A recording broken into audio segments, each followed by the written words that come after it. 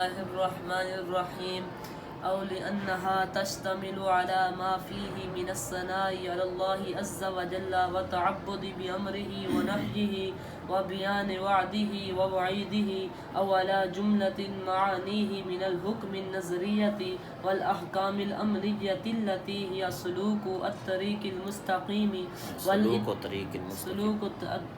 الطريق المستقيم والإطلاع على مراتب السعداء ومنازل الأشقياء. بسم اللہ الرحمن الرحیم. او لأنها تشتمل على ما فيه، یہاں سے ہے نا، اور کیونکہ مشتمل ہے، ترجمہ کر لیتے ہیں نا، اور کیونکہ مشتمل ہے اوپر اس کے جو بیچ اس کے ثنا سے ہے، اوپر اللہ تعالیٰ کے عز و جل کے، اور عبادت کے ہے، ساتھ حکم اس کے اور ساتھ نہی اس کے، اور بیان اس کے وعدے کا ہے اور اس کے وعید کا بیان ہے، اور اوپر تمامی معانی اس کے حکم نظریہ سے اور احکام عملیہ سے، اور وہ جو چلنا ہے راستہ مستقیم سیدھا راستہ، اور اطلاع ہے اوپر مراتب سعداء کے اور منازل اشقیاء کے. چلو جی، تو یہ آج کے سبق کی پہلی بات کو ذکر کرتے ہیں کہ اس کا ترجمہ کر لیتے ہیں. اور بے شک وہ مشتمل ہے اوپر اس کے جو بیچ اس کے ثنا سے ہے، اوپر اللہ تعالیٰ کے، اللہ عز و جل کے، اور مشتمل ہے اوپر یہ تعبد کے ساتھ امر اس کے اور نہی اس کے، اور بیان اس کے وعدے کا اور اس کے وعید کا، یا اوپر تمام معانی اس کے حکم نظریہ سے اور احکام عملیہ سے، وہ جو چلنا ہے راستے مستقیم کا، اور اطلاع اوپر مراتب سعداء کے اور منازل اشقیاء کے.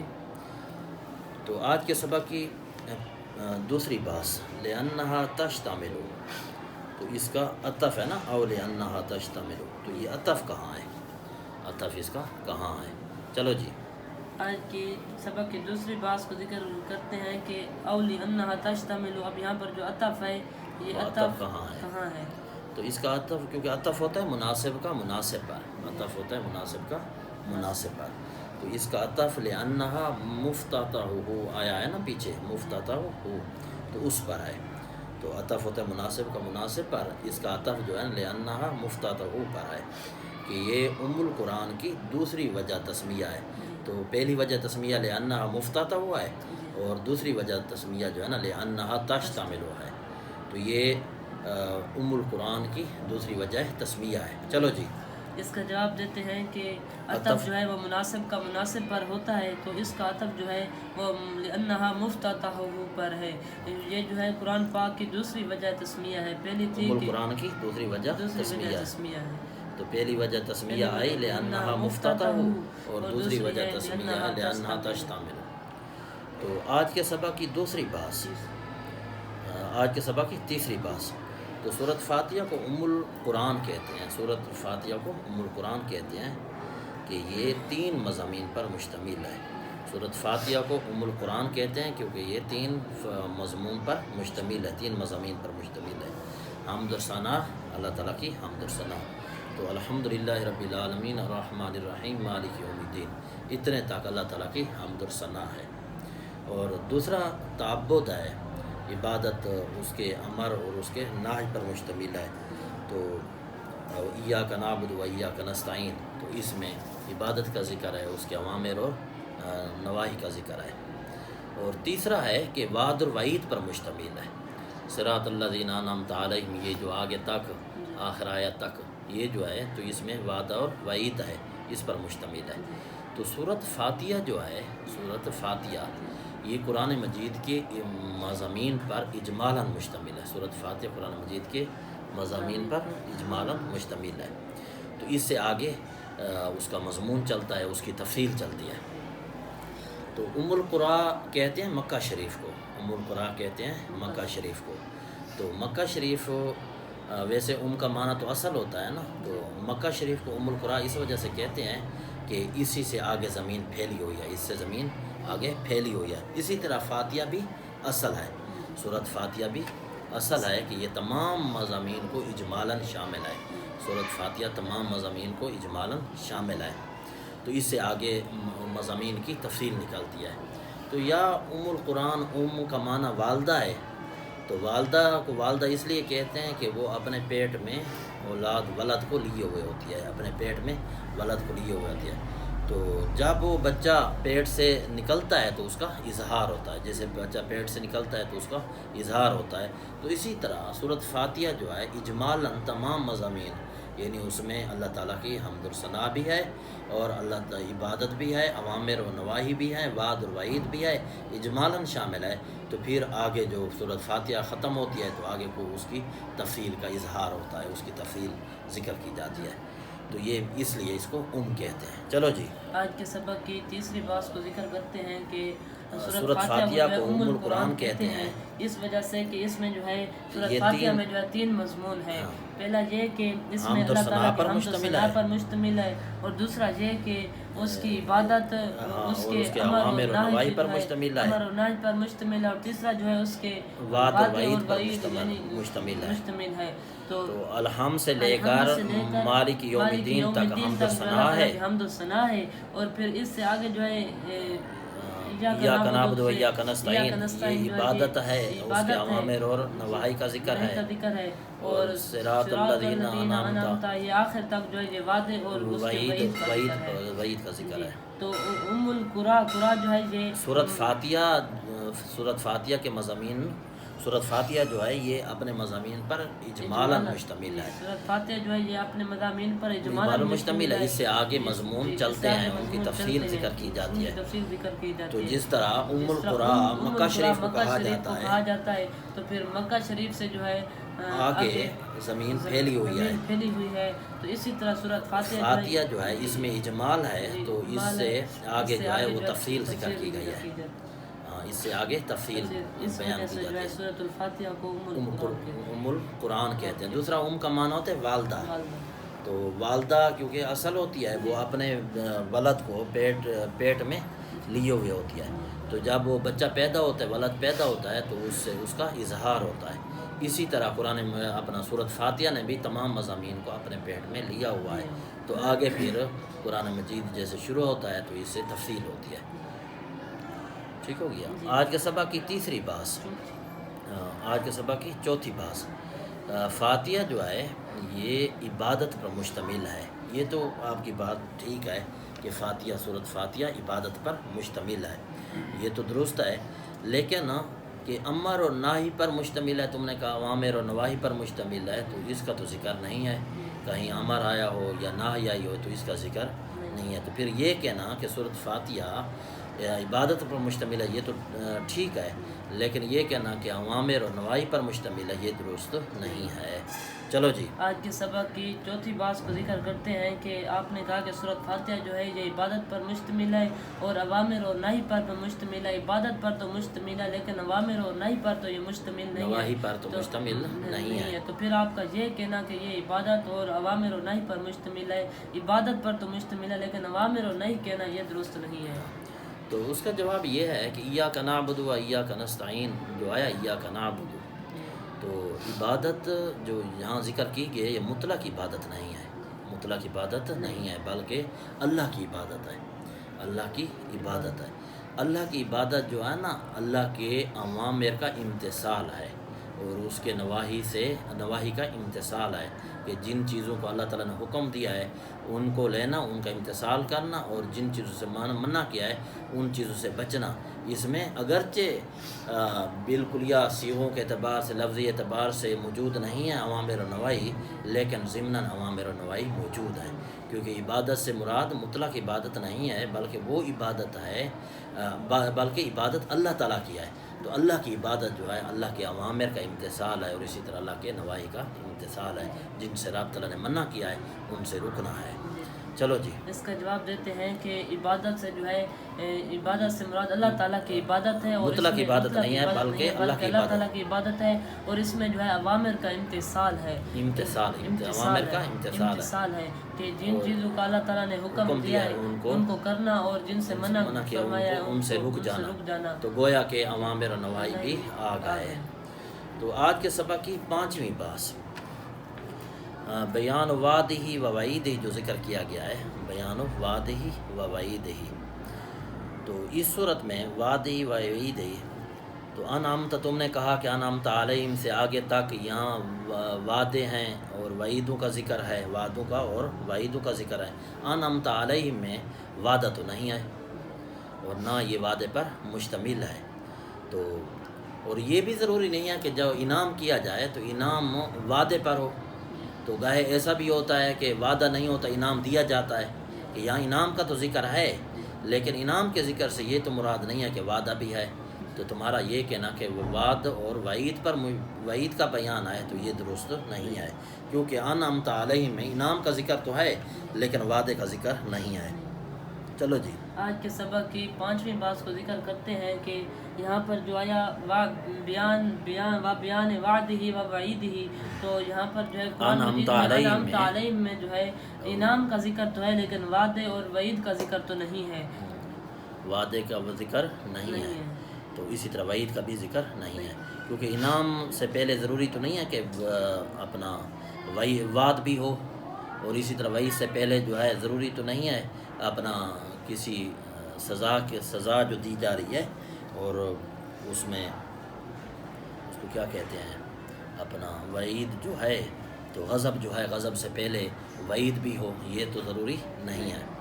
تو اس کا جواب دیتے ہیں کہ انعام سے مراد بھی مطلق انعام نہیں ہے، انعام سے مراد مطلق انعام نہیں ہے بلکہ انعام فی الآخرہ ہے، اور انعام فی الآخرت، اور اسی طرح جو غضب ہے غضب بھی مطلق نہیں ہے، غضب فی الآخرہ ہے، تو انعام فی الآخرہ آخرت میں انعام، تو آخرت میں انعام اس وقت ملے گا جب جو رب تعالیٰ نے وعدے دیے ہیں تو یہ پہلے وعدے موجود ہیں تو آخرت میں انعام مل رہا ہے، اور آخرت میں غضب اس وجہ سے آ رہا ہے کیونکہ آخرت پہلے جو ہے نا وعید موجود ہے تو پھر غضب آ رہا ہے، تو وعدے اور وعید اس کے ضمن میں موجود ہیں۔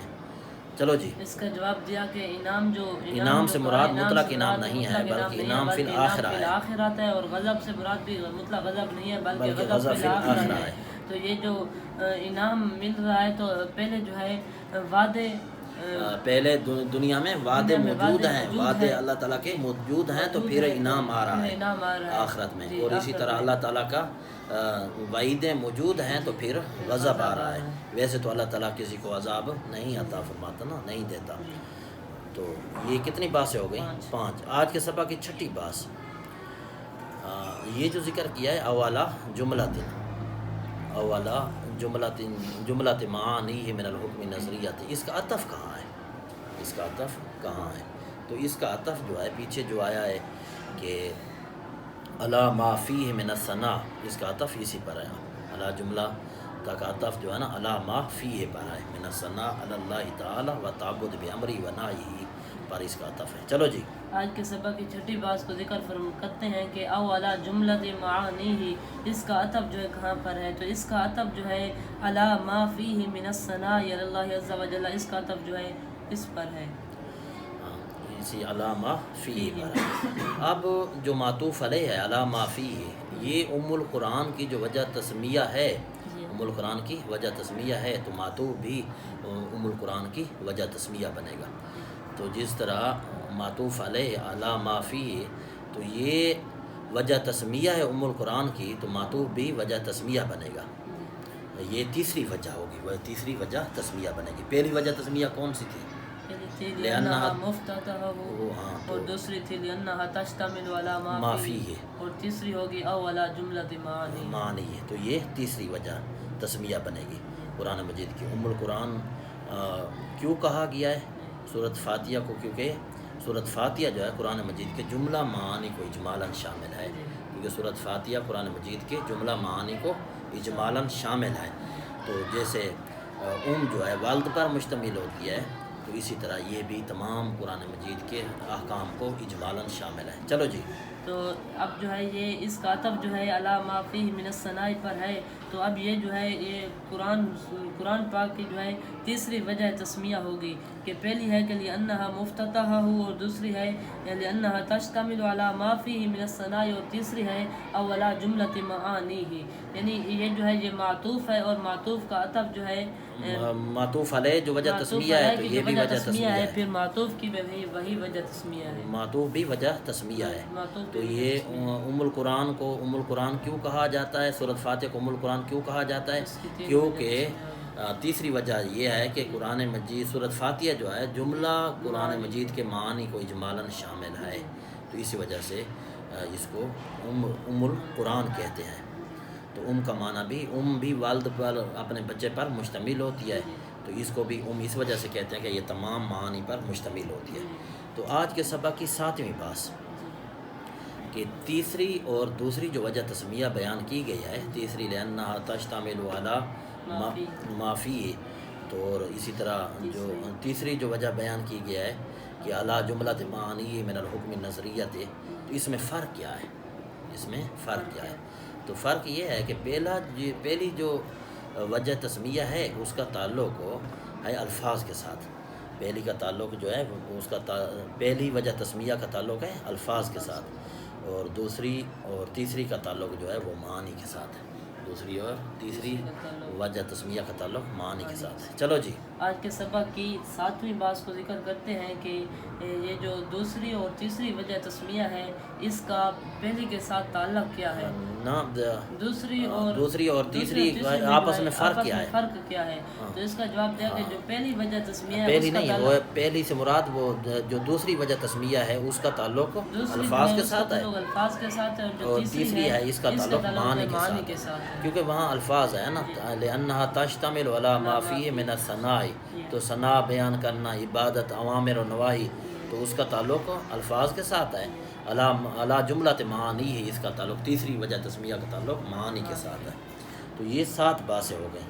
آج کے سبق کی 8ویں بات آگے ہے من الحکم النظریۃ، من الحکم النظریۃ و احکام العملیۃ، تو یہ بیان ہے معانی کا، یہ بیان ہے معانی کا۔ معانی 2 قسم کے ہوتے ہیں، معانی جو ہیں وہ 2 قسم کے ہیں۔ معانی سے یا تو صرف علم مقصد ہوتا ہے، علم مقصد ہوگا معانی سے، یا صرف علم مقصد معانی سے یا تو صرف مقصد علم ہوتا ہے، یا علم کے ساتھ وہاں حکمت اپنا علم کے ساتھ عمل بھی مقصد ہوتا ہے، یا تو معانی کے ساتھ معانی سے جو ہے معانی علم مقصد ہوگا، یعنی اس میں پھر عمل کا دخل نہیں ہوگا، یا علم کے ساتھ ساتھ عمل کا بھی دخل ہوگا۔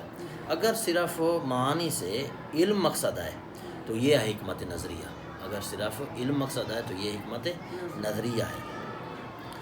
اور جس طرح عقائد ہیں تو عقائد میں صرف علم مقصد ہوتا ہے۔ اگر معانی سے علم مقصد نہیں ہے، عمل بھی ہے ساتھ، علم کے ساتھ عمل بھی مقصد ہے، تو یہ ہے احکام عملیہ، احکام عملیہ، جس طرح ہمارے فقہ ہے۔ تو سورۃ فاتحہ جو ہے حکمت نظریہ، حکمت عملیہ، تہذیب اخلاق تمامی پر اجمالاً شامل ہے۔